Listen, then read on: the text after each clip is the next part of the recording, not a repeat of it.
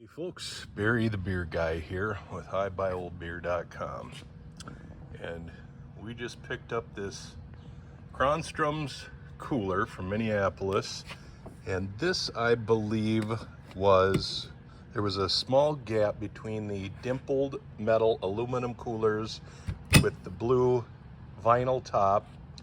This one came in there, and then in the 70s they went to a smaller handheld version.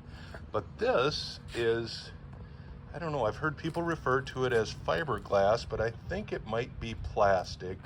It has the handles built in, and if you're considering buying one of these, this is a pretty tough variation of the cooler, Hamm's cooler. You don't see many of these. You'll see a lot of metal ones before you see one of these. But always make sure it has the drain plug. What I wanted to show you today is for cleaning coolers like this up, getting rid of scuffs. See that one? That's going to come out with this stuff, Flitz. This stuff, I know, I've been harping on it and singing its praises for years, but there has never been a better product for this type of cooler.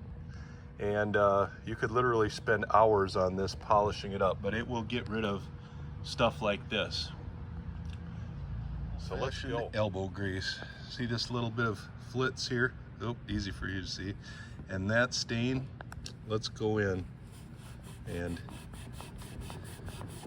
take that right out. And the thing is, sorry, I was busy looking at what I was doing rather than having you see it. But it will clean and polish. If I put a little bit more on there, it will get that stain right out. But you could see the surface underneath. Now watch as I polish this a little bit. But check out the difference in the surface. That's what I meant when I said you were in for a couple hours work. If you really want to get that cooler back to top shape, Flitz will do it for you. Okay, kids, ready for the money shot? What I'm going to do, and you don't want to be too aggressive because it will take off the printing, and you can see here as a result of this scuff, it's already taken some of that off. But what we want to do is work it into that middle spot, and that should remove this black. We'll go on either side of the crown logo. And if you get too aggressive and go on top of the blue, oops, sorry, that's gonna cause a problem. If I only had a videographer that could film this for me, but basically what I'm gonna do is get this off of here. And then I will go in with a blue Sharpie. Actually, it's taken some of the ink off there. I might have to go in pretty hard, but you can see this will, with some elbow grease. There we go. That's totally removed from the outside. I'll have to goof around a little bit, but see, we left the blue intact. Got rid of that black.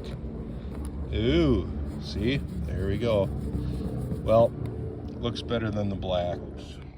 You ready to see the results without having to watch me for the last 15 minutes polish this? But look at that sheen. I got rid of some of the problems in the graphics. You can actually use this on the sticker graphics, but be careful with the blue. It will come off. And you can see just silk screening got a little thick there, but look at the shine on that.